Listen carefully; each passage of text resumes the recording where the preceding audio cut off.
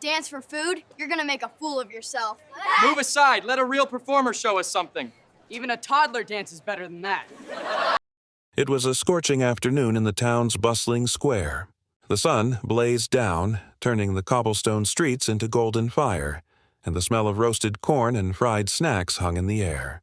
Street performers played their instruments, children ran between stalls, and vendors shouted to sell their wares. In the corner of this chaos, a small, dusty girl stood barefoot, her clothes worn and torn, her hair tangled from days of wandering. She clutched a battered old hat in her hands, her dark eyes wide with a mixture of fear and hope. She looked at the crowd, then whispered almost to herself, "Can I dance for food?" The square went silent for a moment. People turned their heads, some chuckling, some shaking their heads. A few whispered, "Who does she think she is? Poor thing. Probably can't even keep rhythm," but she didn't flinch. She stepped into the open space, the hat on the ground in front of her, and waited.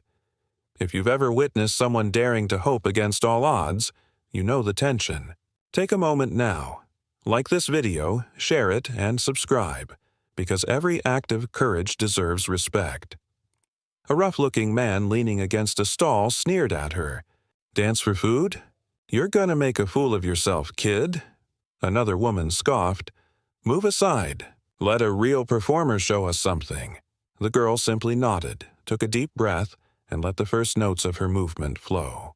Her small feet hit the ground lightly, then faster, spinning, twirling, each movement precise and fluid, telling a story of struggle and survival.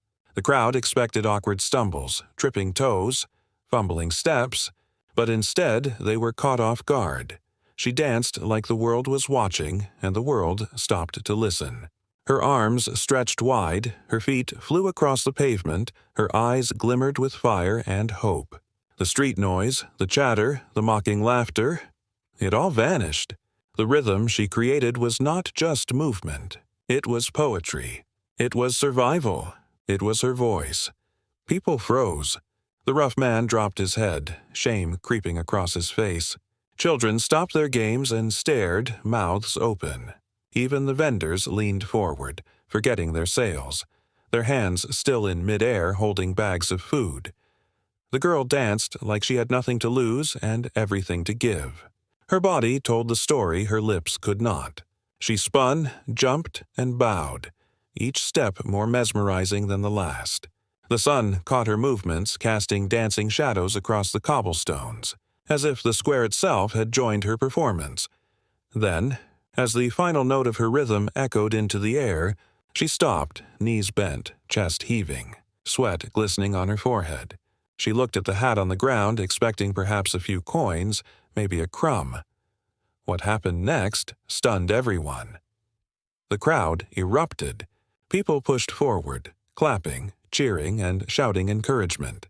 A wealthy man from the corner stepped up, putting a bundle of coins in her hat, then a loaf of bread, then a warm meal from his basket. "You've earned more than just food, young lady," he said, eyes shining. The girl's eyes filled with tears. She didn't feel small. She didn't feel unseen. She felt seen. Even the bullies who had mocked her moments before couldn't hide their astonishment. The rough man muttered under his breath, "I didn't know she could do that." She smiled, a radiant, humble smile, and nodded her thanks. Then she turned back to the crowd and gave a tiny bow as if reminding everyone, "The world is bigger than cruelty, bigger than doubt, bigger than fear," and that day the square remembered her. Not as a poor girl, not as someone who begged for scraps, but as a storyteller, a performer, a girl whose courage and talent broke the chains of ridicule. Friends, remember this. Never underestimate someone because of their circumstances.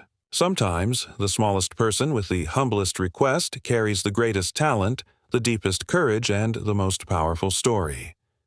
If this story touched your heart, don't let it end here. Like this video. Share it with someone who needs to see hope in action.